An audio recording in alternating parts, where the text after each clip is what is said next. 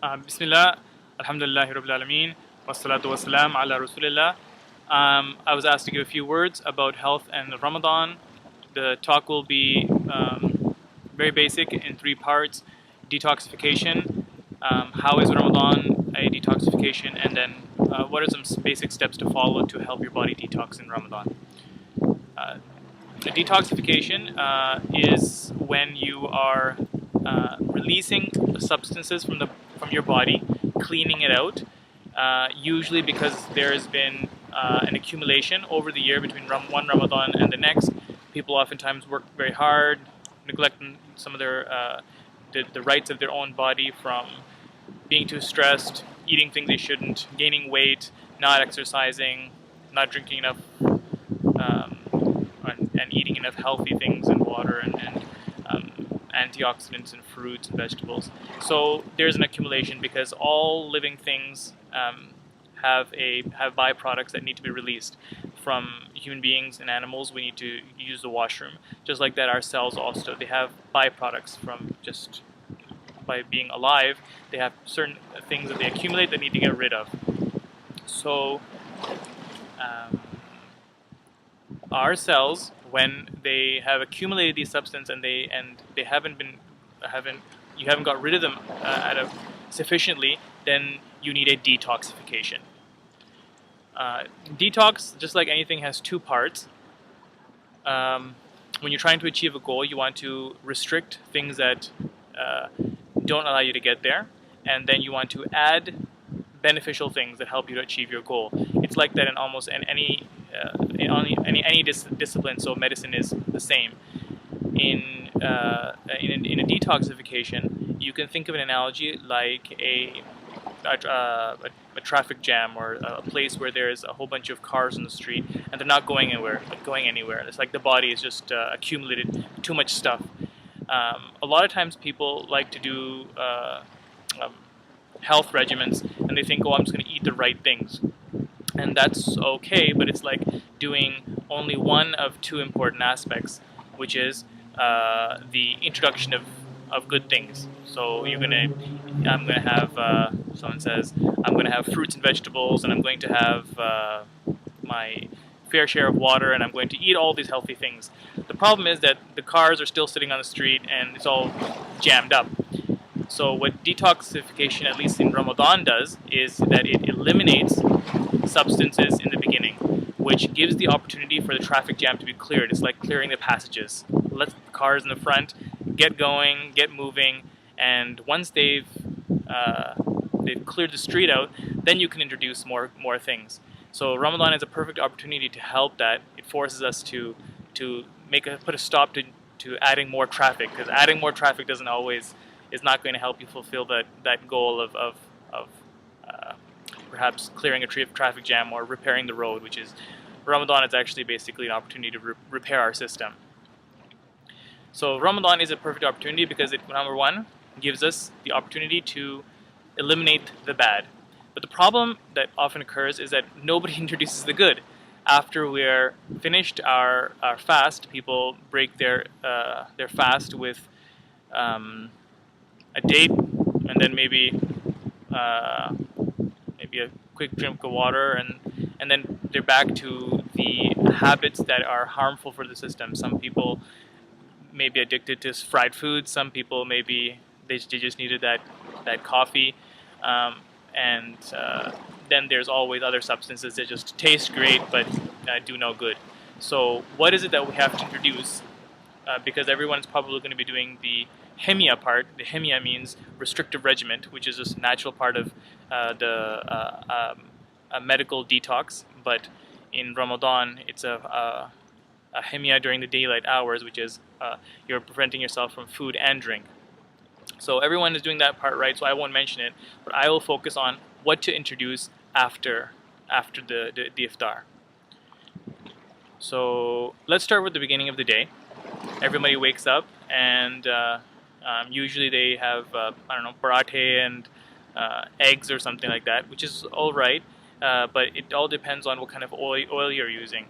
Now, it's very important that the oil in the body is the stuff that is going to be beneficial and repairing to the system, and not something that causes more problems. We often get too much of omega-6, which is a lot of the fats in animal and dairy products. So a really good recommendation is to have some more omega-3 in the diet, and Ramadan is the perfect time to be starting that, because we have an accumulation of fat, and during Ramadan, if you are going to be detoxing properly and going to be doing the Ramadan properly, then you should be losing weight, which is losing fat, so you want to replace it with good fat.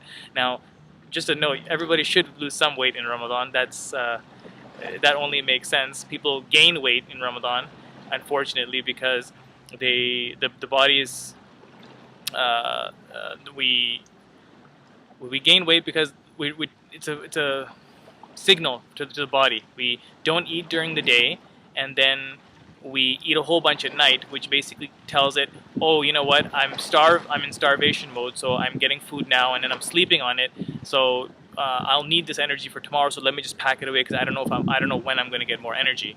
So that's why usually people gain weight. However, if you break your meals into smaller ones, into smaller intervals, then you won't have you won't give the body the mixed message that you're not going to starve, and then you're just going to eat a whole bunch at one time. Okay, so the first thing to do in the morning is have a fish oil supplement, maybe 2 tablespoons of a nice omega-3, which is a type of oil that's from fish, which is a separate discussion in itself of why it's good, but it helps the body to repair, and it's something that we don't get enough of. It's an essential fatty acid. So have your oil, and have a food source which is cooked in good oil. So a good oil for cooking, for example, is olive oil, and not only because it's a unique oil in itself, it has an omega-9, which is a separate story, but it does have a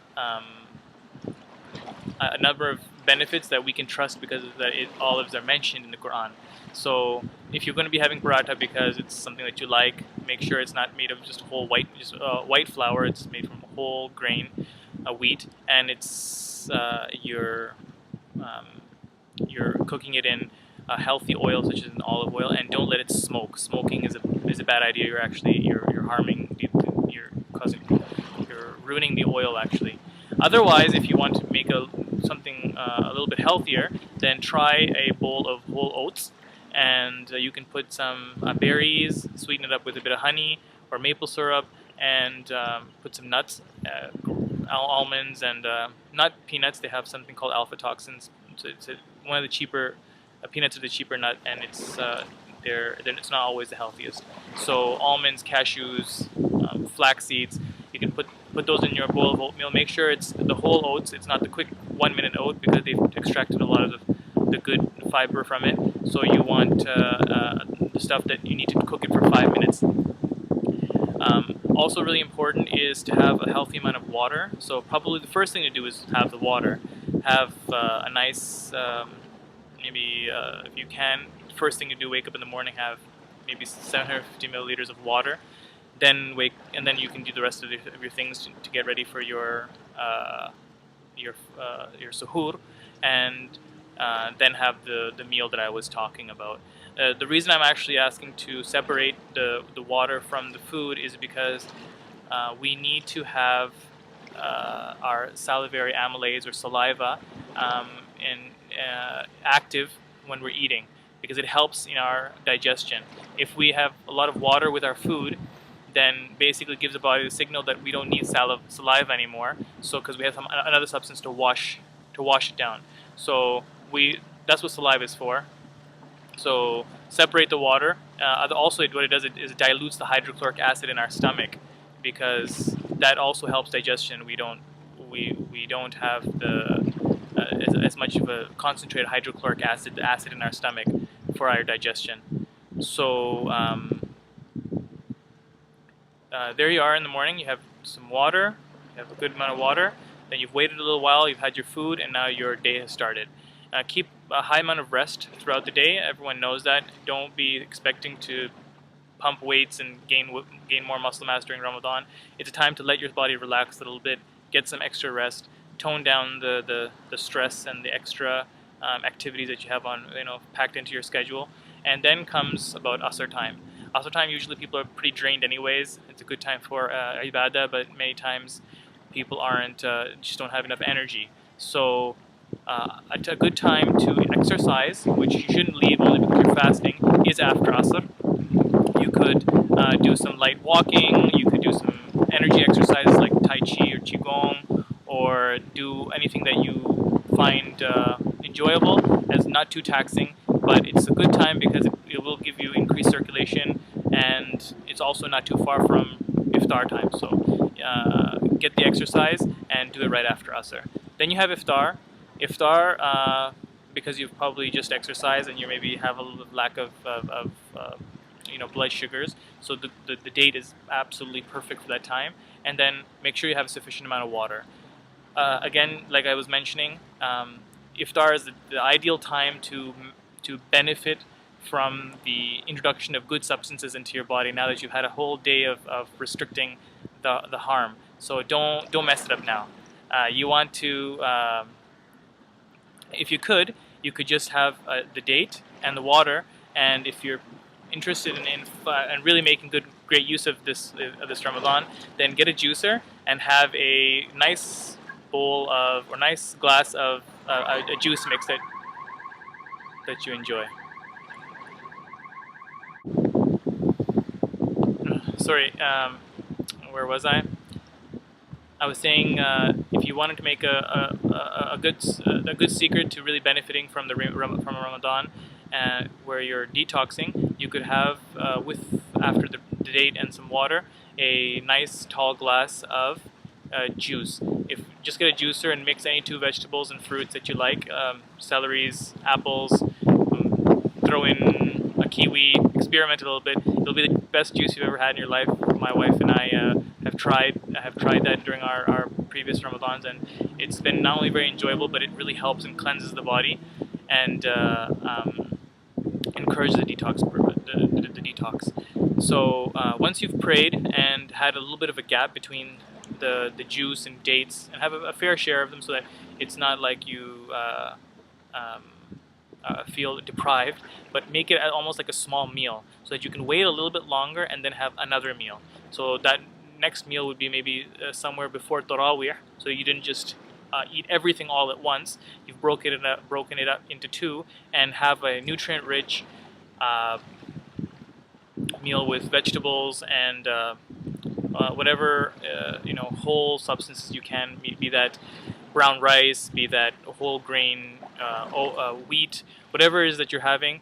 Better to stay away from the fried and things that are just empty calories. If you want to make this Ramadan the best cleansing that you can, the best effect that you can get out of this Ramadan is by eating healthy. I understand that can be very difficult sometimes, because we have family gatherings where people cook the best meals they've ever cooked throughout the year. They do it in Ramadan, and so you don't want to be the sore thumb who doesn't eat anything except dates and, I don't know, carrot sticks. But if people encourage that the group that they sit in and eat with in Ramadan, then it can be a community initiative that everybody cooks really healthy in Ramadan, and encourages everyone, the kids and parents and adults, to come up with creative, healthy, and tasty ideas, so everyone benefits. And then you have, after you've had the meal, you have Tarawih, which is naturally almost a form of exercise. It helps to burn some of the energy that you've just taken in. And when you come back from Tarawih, have another small meal. This makes 3 meals: small, sufficient amount of carrots and juice right after the iftar, then before Tarawih, then after Tarawih, and then suhoor. You're having 4 meals a day, which is giving the body the sufficient signals to keep on using the energy.